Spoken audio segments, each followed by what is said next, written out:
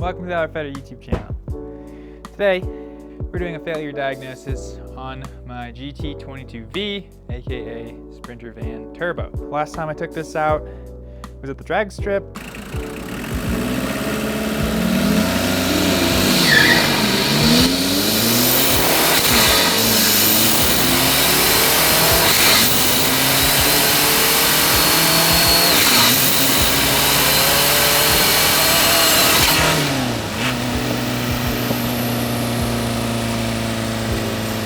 And I probably closed the vanes a little too much, and it's probably a little bit too cheap / Chinese of a turbo cartridge, and there's probably not quite enough oil going to the turbo itself, but I'm not sure. At any rate, you can see here, it's not doing very hot at all. The shaft inside the housing snapped in half. We're gonna see what that's about. Open it up and get some better information going here. Off we go. So just doing a quick visual inspection.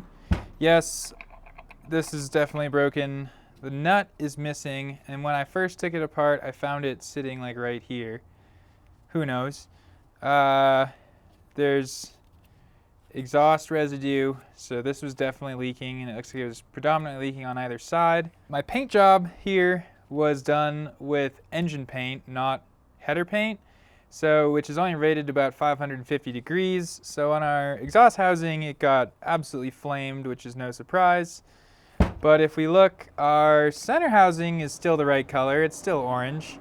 So that means at a very minimum, the center of this didn't exceed 500-ish degrees Fahrenheit. I'm gonna go ahead and take the housings off and take this linkage off, and then we'll get to start pulling this thing apart for real.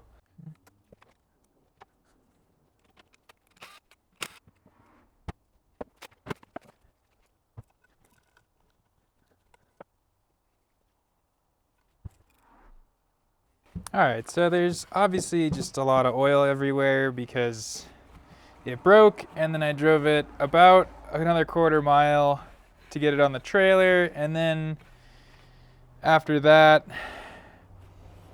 I had to start it again to get it back in the garage. So there's just a lot of oil. Here's our first housing and impeller. I mean, housing is fine, it's just a housing. But taking a look, seems like shoddy craftsmanship could be a real culprit here. But it literally sheared inside the compressor wheel, which that doesn't make any sense. So normally, here, let me get this in focus. Wrong way. So normally, on a turbo, right about here, there should be a thrust bearing. And that's kind of what I thought was failed, honestly, was that we put a lot of load on it. It was spinning really fast, and it pushed through that thrust bearing and then hit the side of the housing and then toast. As of right now, it's pretty weird to me that the shaft actually sheared inside the compressor wheel, and I feel like that, at least at first, really does just point to shitty craftsmanship, but we'll keep going. So here we have both halves now. Here is the center section, which I might further dissect in a minute, but this is supposed to be one piece. It's supposed to be kind of like that, and this end is supposed to press on. As you can see, it split in half. This side's not too interesting. What is interesting though is we can see that this shaft, clean it off real good, we can see where it rides along the bearings, and that is looking pretty discolored for a turbo I just put in. And then over here, a little bit of rainbow. See if I can go to even closer. See this rainbow discoloration over here? That makes me wonder, I mean, I'm sure this shaft is probably of subpar materials, and it's kind of disappointing that it gets smaller like that. You can see this midsection's nice and beefy, and then it just sheared right there. But it does look like, in addition to it shearing, We might have had the beginning of overheating going on too.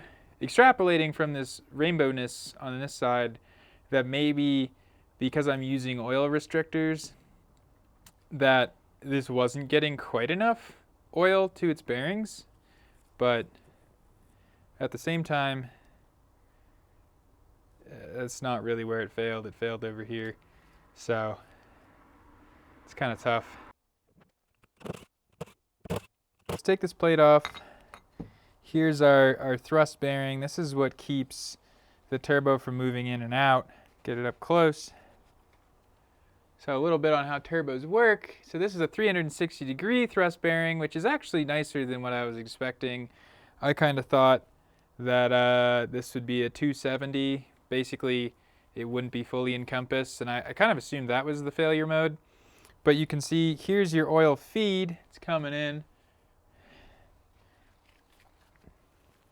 Here's your oil feed. That goes, it splits between both sides of the turbo, but on this side it goes right into that hole right there. That hole feeds this little hole, and that hole feeds this bearing. And that bearing rides in the middle. So you can see this is basically your journal bearing. So that bearing floats on this film of oil that's coming in, and then that oil drops in these grooves into your oil cavity here at the bottom. And then here is our whole bearing cartridge. This is our journal bearing. So how your turbo works is this thing is inside of it, and this shaft goes inside that, and it spins, and oil gets fed into these small cavities on either side and then drains out of these bigger holes. And it works just like that. It floats on a film of oil. There's a little bit of play. This is a brand new turbo, by the way, that is now broken. But there's a little bit of play because it rides on a film of oil, just like that. We'll put these things aside. It really does kind of look like I am the victim of poor craftsmanship here. And that's what you get, you know, that's what you get for buying a cheap turbo. So the housings on this turbo came off of an actual Garrett, you know, turbo from Sprinter Van, but I bought this center cartridge from eBay, and it looked cheap, and I thought it was fine. And my previous disposition was that Garrett turbos are manufactured in China anyways. What's the difference? And we're seeing the difference. The difference is that an actual manufacturer like Garrett or others have stricter standards for their products, and they don't just fucking shear off like this. So last bit of analysis here. This is the hot side housing. I don't expect anything is wrong with this other than the vanes are sticking right now. So I'm not sure why that's the case. We're gonna find out. But this is all Garrett parts here now that we're looking at right there. I'm gonna go ahead and pull this unison ring out. Maybe that's what was sticking.